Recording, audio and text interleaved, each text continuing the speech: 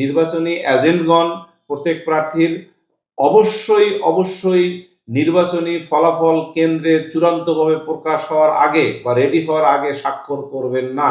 আমাদের এজেন্ট যারা থাকেন বিভিন্ন দলের, এই বিভিন্ন প্রার্থীর এজেন্টদেরকে কিন্তু যখন কেন্দ্রে বা বুথে নিয়োগ দেয়া হয়, কোকো ও শিয়া বাটারের ইউনিক কম্বিনেশনে তৈরি Natura expert care body lotion স্কিনের ড্যামেজ হিল করে, ত্বক রাখে সফট ও ময়েশ্চারাইজড। লুকিয়ে আর কতদিন, বাই বাই ড্যামেজ স্কিন। সেই সময় কিন্তু তারা একজন করে ভোটার কিন্তু এই তাদের যে নাম্বারটা, এই এনআইডির নাম্বার অথবা ভোটার নাম্বার হিসেবে যে নাম্বারটা থাকে, সেই নাম্বারটা নিয়ে কিন্তু বুথে যাওয়ার আগে তাকে সহকারী প্রিজাইডিং অফিসার এবং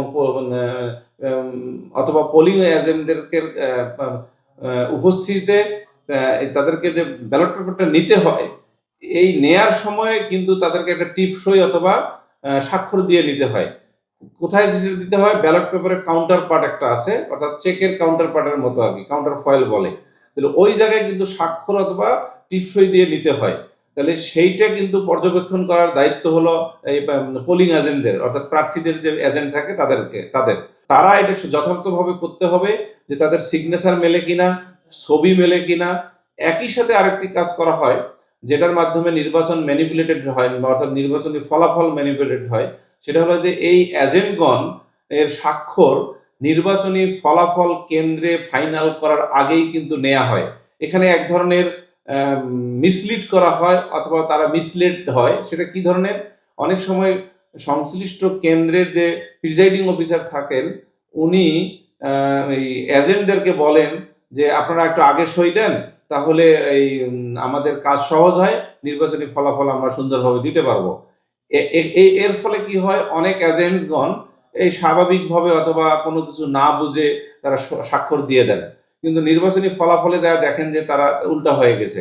তাহলে এই যে নির্বাচনী ফলাফল সঠিক রাখার স্বার্থে নির্বাচনী এজেন্টগণ প্রত্যেক প্রার্থীর অবশ্যই নির্বাচনী ফলাফল কেন্দ্রে চূড়ান্তভাবে প্রকাশ হওয়ার আগে বা রেডি হওয়ার আগে স্বাক্ষর করবেন না। তাহলে কি হবে, ওখানকার যে কনসার্ন যে প্রিজাইডিং অফিসার, সহকারী প্রিজাইডিং অফিসার যারা থাকবেন নির্বাচনী ওই কেন্দ্রে সঠিকভাবে ফেয়ারলি নির্বাচন করার জন্য দায়িত্বরত, তারা কিন্তু ওখানে আর ম্যানিপুলেট করতে পারবে না। এই বিষয়গুলোর সহিত আরো অন্য যে বিষয়গুলো আমাদের বিভিন্ন মানে ইলেকশন এক্সপার্টদের কাছে মনে হইবে যে এই কাজগুলো করা দরকার।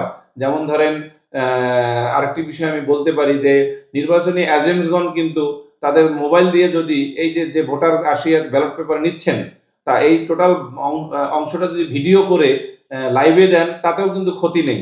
যেমন ধরেন, আমি স্থানীয়ভাবে কুড়িগ্রামে একটা নির্বাচনী ফলাফল পরিদর্শন করতে গিয়ে আমাকে পরিদর্শক বানানো হয়েছিল। খুবই কম্পিটিটিভ একটা ইলেকশন। সেই ইলেকশনের রেজাল্টটা যাতে ম্যানিপুলেশন না হয়, এই জন্য আমি উভয় পক্ষ থেকে, মানে দুই পক্ষের মধ্যে যেহেতু নির্বাচন হয়েছিল, উভয় প্যানেলের মধ্য থেকে আমি নির্বাচনী যারা কন্ডাক্টিং পার্সন ছিল তাদেরকে আমি বললাম বা উপদেশ দিলাম যে আপনারা একটা কাজ করেন, টোটাল নির্বাচনী প্রক্রিয়াটা, অর্থাৎ ব্যালট পেপারের যে বাক্সটা, সেটা নির্বাচনের কাউন্টিং এর আগের থেকেই, অর্থাৎ যেখান থেকে রাখা হয়েছে সেখান থেকে নিয়ে, মানে সাধারণত এজেন্টদের গোল করে বসে কাউন্টডাউন করা হয়, সেই জায়গায় নিয়ে যাওয়া পর্যন্ত পুরো প্রক্রিয়াটা আপনারা ফেসবুকে লাইভ করেন।